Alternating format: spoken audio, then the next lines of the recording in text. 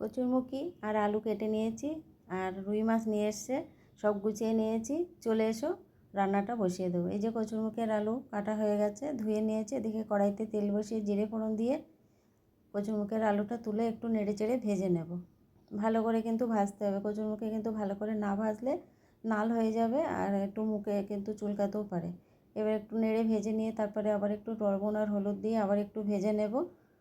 তারপরে কিছুটা কাঁচা লঙ্কা দিয়ে দেবো, আর একটা বাটা মশলা করে নিয়েছি, আদা জিরে একটু মরিচ আর কাঁচা পাকা লঙ্কা, মানে শুধু শুকনো লঙ্কা দিয়েছি, কাঁচা লঙ্কাটা চেরা দিয়েছি। দিয়ে মশলাটা দিয়ে বেশ ভালো করে কষিয়ে নেব। আর এদিকে কিন্তু একটু গরম জল বসিয়ে দিয়েছি।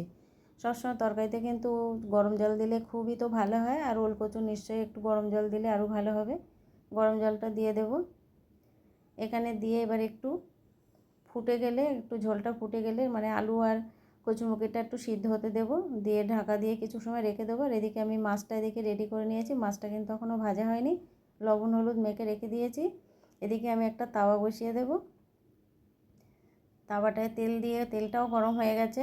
মাছগুলো এবার অন্য একটা উনানে আমি ভাজতে বসিয়ে দেবো। ওদিকে আলু আর কচুরমুখির ঝোলটা তারে সিদ্ধ হতে লাগুক, আর এদিকে মাছটাও আমার ভাজা হতে থাক। কারণ মাছটাও ভাজা হয়ে যাবে, ওদিকে ঝোলটাও আমার রেডি হয়ে যাবে। মাছগুলো দিয়ে তাহলে তাড়াতাড়ি আমার রান্নাটা হয়ে যাবে। তাড়াতাড়ি রান্নার জন্য কিন্তু আমি দুটো উনান জেলে দুই দিকেই কিন্তু রান্নাটা বসিয়েছি।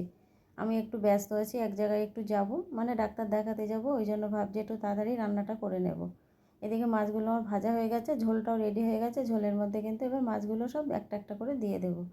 দিয়ে মাছগুলো দেওয়ার পরে আবার একটু কিছু সময় ফুটিয়ে নেব। বেশ মায়া এসে গেলে ঝোলটা আটা আটা একটু হয়ে আসলে তারপরে নামিয়ে নেব।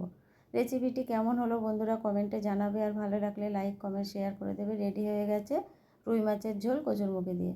রেসিপিটি যদি ভালো লাগে পুরো ভিডিওটির সঙ্গে থাকবে, স্কিপ করে যাবে না। আর পুরো ভিডিওটি দেখার জন্য অসংখ্য অসংখ্য ধন্যবাদ।